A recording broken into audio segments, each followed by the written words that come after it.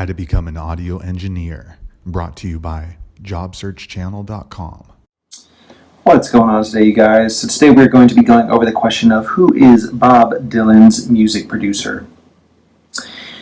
So I have been learning about music production for the past 10 years now, although I'm still learning every single day. I think it's one of those things that when you get into music, you quickly have to realize that music is ever changing, it's ever evolving, and you are constantly going to be learning new things simply because of the ever-changing business environment, the ever-changing technology environment, and so on. So I think it's always very important to be asking new questions, seeking out new answers, and so on, especially if you are someone who wants to stay ahead of the curve in music.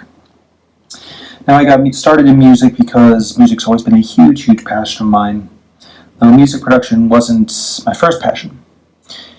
I actually got started as a guitarist and singer, playing in different bands, touring across the US, doing that whole thing, and I kind of wanted to get in on the other side to see what music production was all about.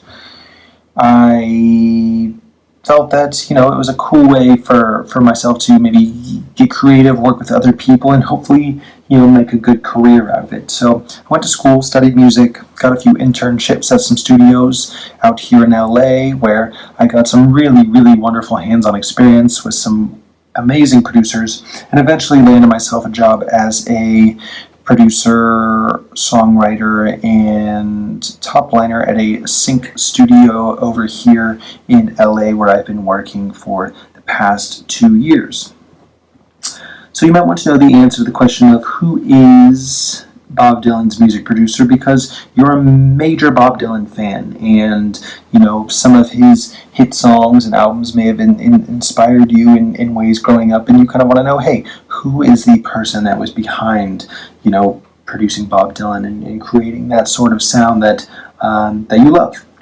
So that's why we're going to be talking about Bob Johnston. Now, Bob Johnston, he was born in 1932, passed away in 2015. He was an American record producer, pretty much best known for his work with Bob Dylan, as well as Johnny Cash, Leonard Cohen, and Simon and Garfunkel. Although he worked with tons of other big hit artists, including Elvis, Joy Byers, and many others.